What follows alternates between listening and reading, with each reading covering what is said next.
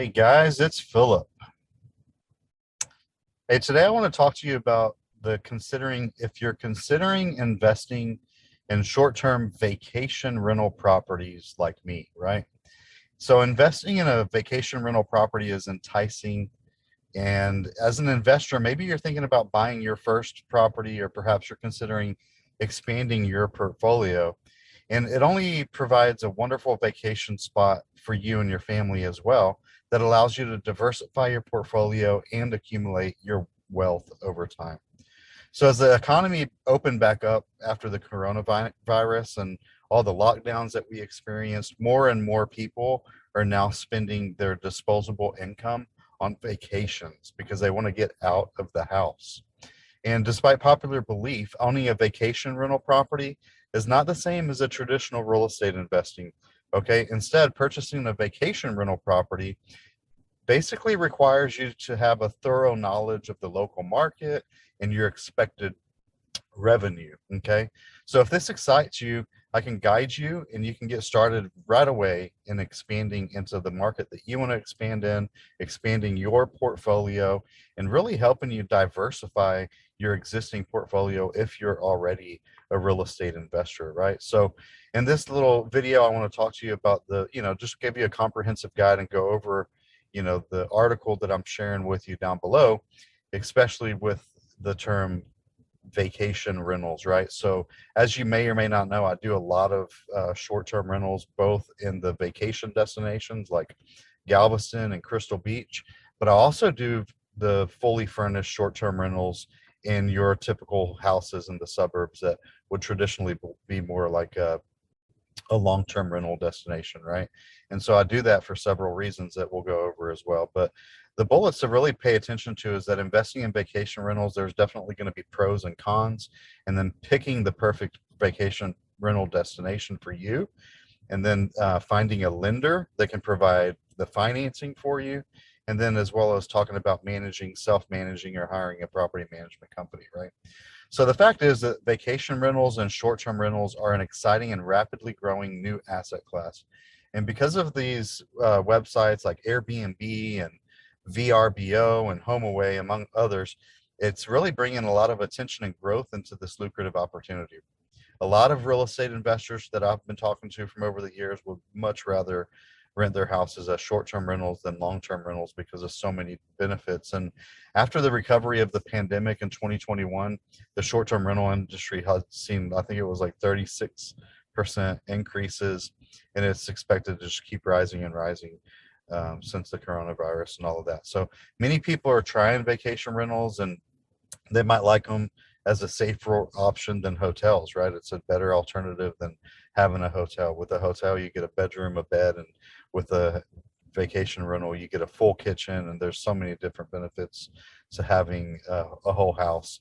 And preferably, I prefer to travel and stay in a vacation rental as well, as opposed to a hotel.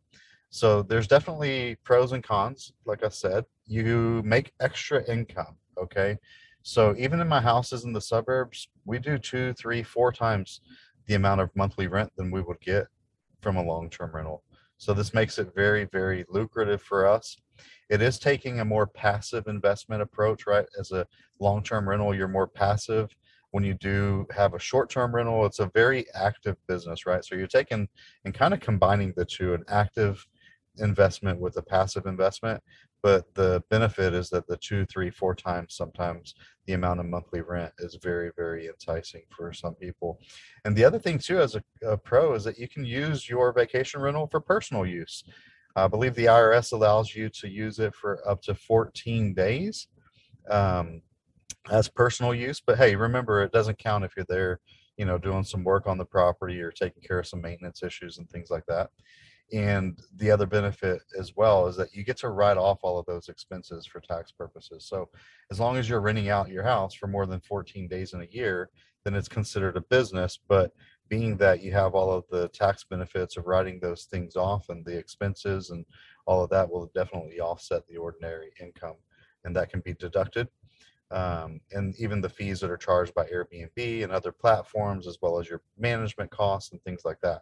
All of those things will definitely come into play. And like I said, it's a very highly lucrative. You might be able to make more money with vacation rentals than you will with long-term rentals. And a really well-performing vacation rental will typically generate more rental revenue, higher operating expenses, and this is usually offset by the higher revenues. Okay. Um, Vacation rentals are also great for future retirement. A vacation property can be an excellent way to accumulate long term wealth and ensure a secure financial future in your retirement years. You can sell it and use the money for future living expenses, travel, healthcare, other expenses that come along with that in retirement age. And, on the other hand, you could keep it if you want to and just have a nice, relaxing retirement from the extra income that it'll always provide for you and the income that you've always wanted, right? So, either way, it's a win win scenario.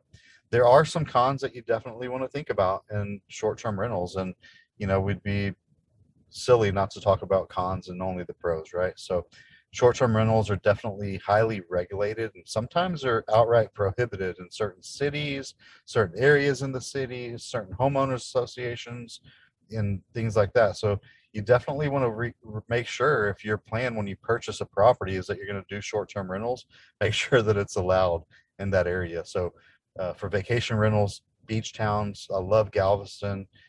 Those are pro short-term rentals. So look for those kind of areas as well. Another con is the extra monthly payment. So you do have to consider the extra costs, right? You're going to be paying the utilities. You're going to be paying for pest control. You're going to be paying for lawn care. You're going to be paying for internet, water, electric, gas, all of those utilities that normally a long-term tenant pays, you have to pay it. But the benefit of the extra income that you get still supersedes what you're going to pay out, right? So you're still going to make more money than doing a long-term rental. You also want to think about the off season. Some vacation rentals are seasonal. They're really busy in the summer, but in the off season, they'll kind of dip. You'll definitely get your weekends, but you need to look for suggestions on how to increase your bookings in those off seasons. Putting in a hot tub, putting in amenities and things like that that will attract more people and that make you stand out from the competition.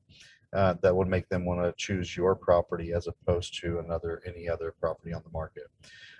And you also have to consider the volatility and especially right now as the economy changes, the talk about us moving into a potential recession, that's really going to tighten up the people's amount of ability to travel and their leisure time. So um, that's definitely a con. So you want to make sure that you're picking a perfect vacation rental property, a city with high demand. Short-term rental properties is excellent, right? Vacation rental properties in the area. So basically seek out something that would have a steady stream of visitors. The best vacation rental locations are usually near beaches and the mountains, national parks, near lakes, and then near other tourist attractions. And you should also consider the walkability score of the property. Like how walkable is it? Can you walk to entertainment, to restaurants and things like that? Is it close to those kind of things? Look at the occupancy rate. There's different tools that you can use to see the projected occupancy rates for the area. So if you need some suggestions on that, you can get with me as well. Look at the current supply and demand in the area, the average revenue of rentals in the area, and always look at the crime rate. I like to tell people that I'm a real estate investor first. I'm always looking for a real estate investment opportunity that makes sense, even as a long-term rental. That way, if I ever do have to pivot and go back to a long-term rental, if the demand for short-term rentals goes down, at least I know that I can still cash flow and make a good, sound investment. And as everybody always says, we make our money when we buy. So always look for a great purchase and a great acquisition. And then the other thing that you really want to consider is finding a vacation rental lender. Okay, so for the past year or so, I've been refinancing one house at a time with a great lender that I can be a resource to you as well. We offer 30-year loans with no balloons, fully amortized, and we do consider the short-term rental income as well. So a lot of lenders right now aren't privy to the information. They're not used to this strategy. So it's been pretty difficult for a lot of people to get their financing in place. So if you need help with that, feel free to reach out and get with me, okay? And then you have to consider, do you want to be your own property manager or do you want to hire a property management company. Property management companies can charge anywhere from 25 to 35%. So it would be beneficial for you to either learn from somebody and do it yourself, or to partner with somebody that offers discounted property management services like me.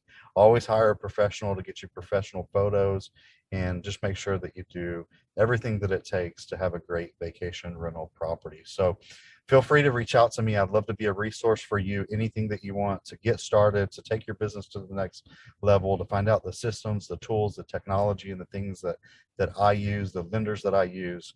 I'm here to be a resource for you. Okay. So thanks for watching. Go out there and make it a great day, and reach out to me anytime.